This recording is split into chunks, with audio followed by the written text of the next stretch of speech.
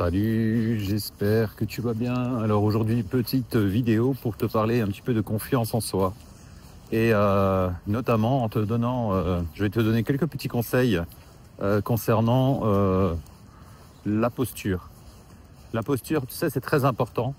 Si tu analyses bien un petit peu, notamment les personnes qui manquent de confiance en elles, tu peux vite constater qu'elles ont une démarche régulièrement recroquevillée un petit peu, tu vois, c'est-à-dire une démarche un petit peu en déséquilibre, une démarche en faisant des petits pas, tu vois, une démarche malheureusement qui n'est pas affirmée. C'est-à-dire qu'en langage un petit peu de self-défense, si tu veux, ce sont ce qu'on appelle un petit peu des proies faciles. Elle baisse la tête, les épaules rentrées à l'intérieur, zéro ancrage au sol. Et tout ça, ben, malheureusement, ça démontre que tu n'as pas confiance en toi de façon quotidienne. Et ça, c'est dommage, notamment, par exemple, si tu passes un jour un entretien, le jury va vite le décerner. Et ça ne va pas forcément être à ton avantage. Parce que déjà, lorsque tu vas te présenter devant un jury, tu vas avoir le regard qui sera fuyant, tu vois. Tu vas te toucher régulièrement le visage parce que tu ne seras pas à l'aise. Ou alors tu as des jambes qui vont un petit peu flageoler, ou alors tu auras les jambes croisées. D'accord? Notamment si tu es debout, par exemple, tu discutes avec quelqu'un, tu vas aborder quelqu'un pour la première fois, peut-être ton futur compagnon, ta future compagne. Si tu as les jambes croisées, si tu ne sais pas où placer tes mains, déjà ça c'est un petit peu dommage, tu vois. Donc tout ça, ça concerne un petit peu la posture.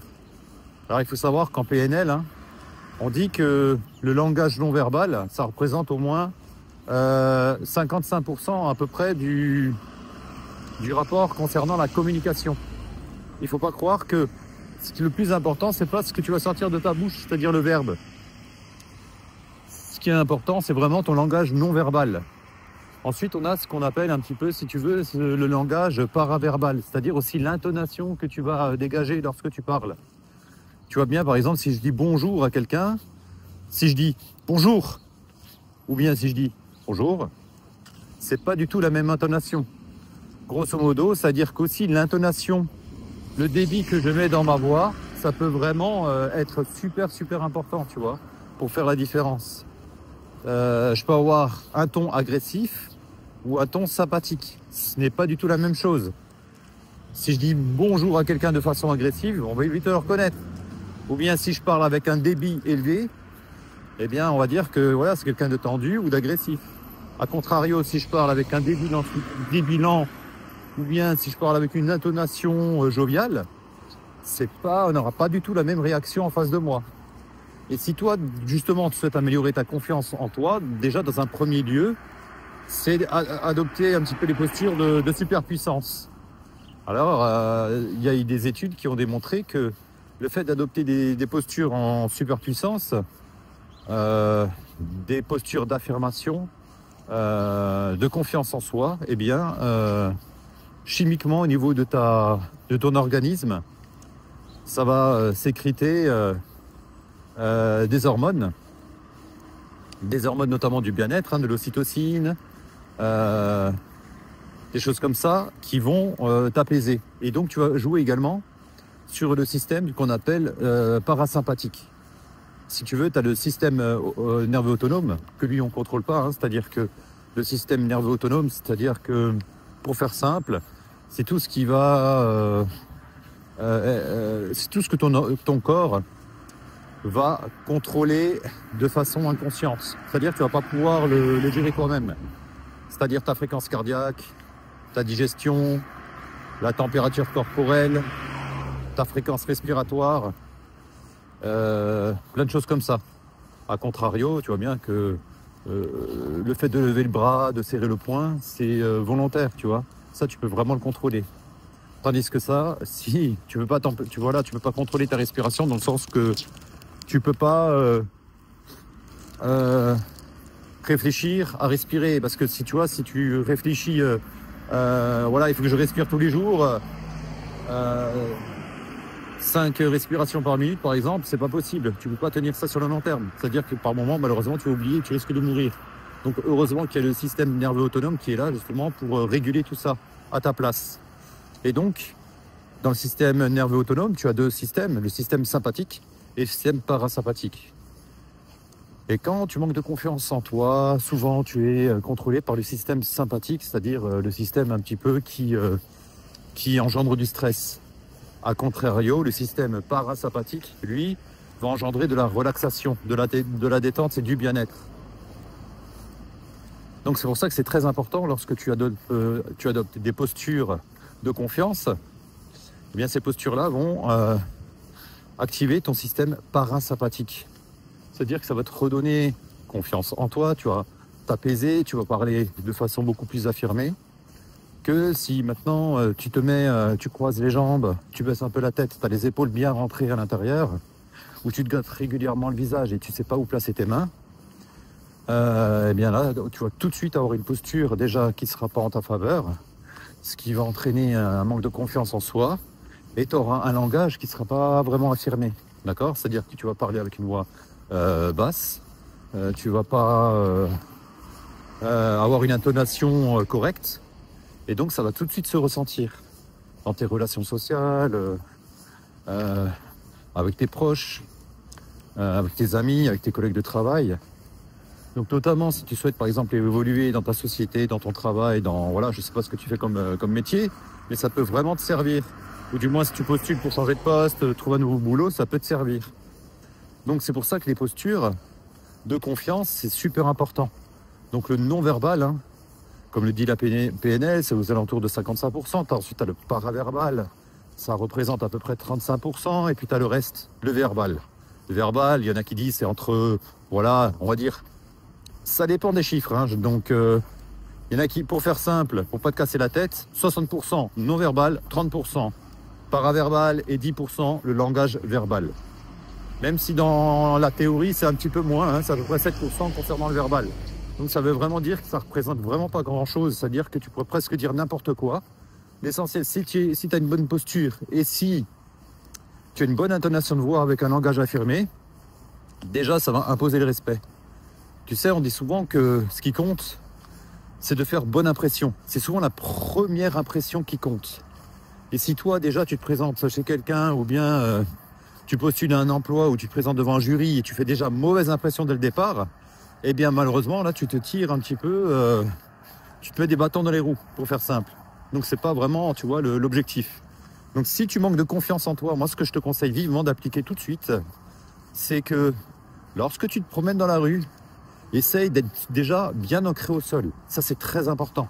Quand tu es statique, par exemple dans une file d'attente ou bien tu as un rendez-vous quelque part, essaye d'avoir les jambes un peu plus écartées qu'à ton habitude.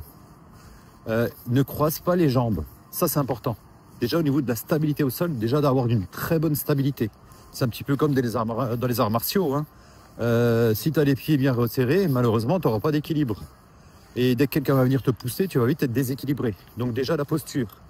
Écarte un peu plus les jambes, sois bien ancré au sol. Ça, c'est la règle de base.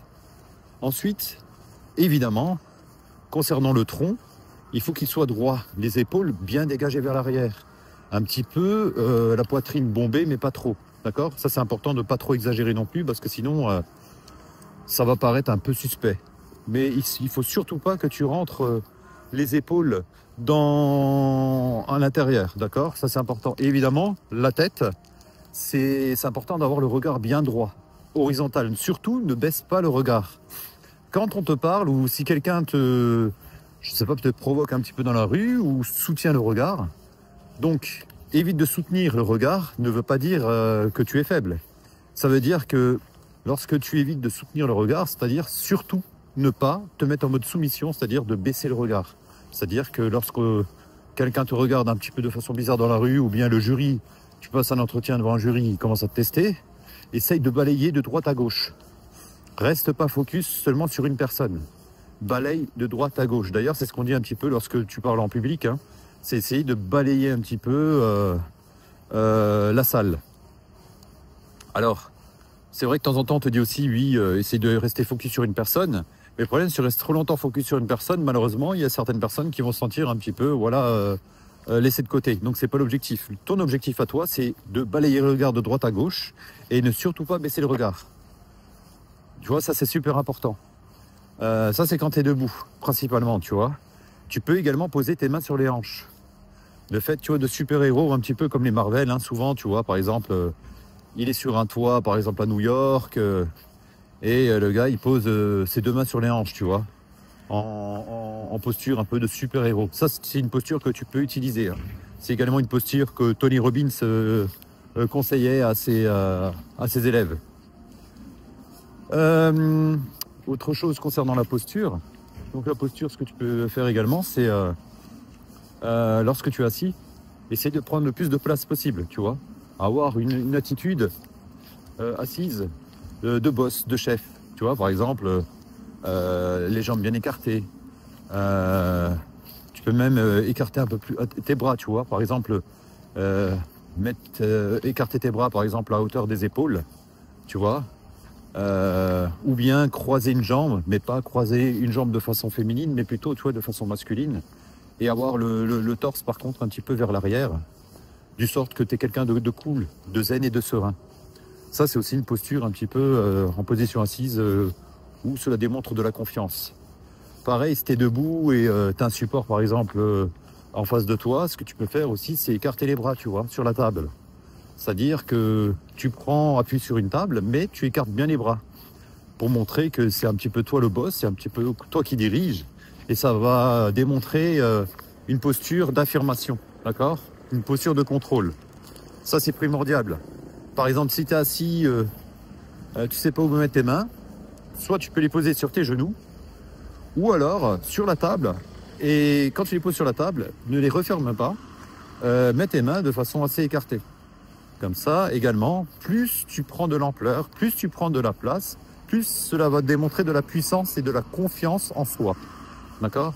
Ça, c'est la base. Donc, je ne sais pas si toi, tu connais un petit peu ces différents principes.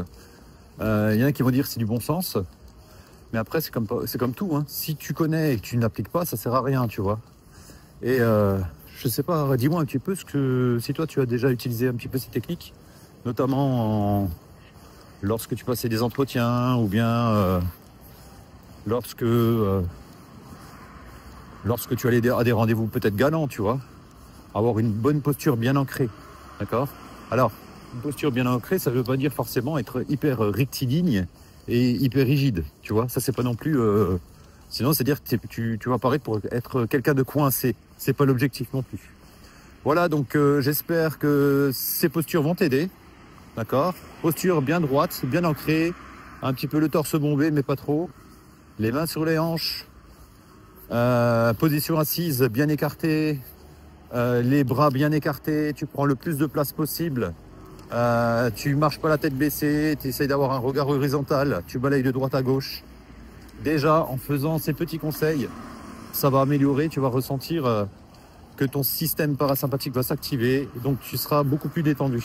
Voilà, n'hésite pas à me laisser un petit commentaire. Salut chez toi.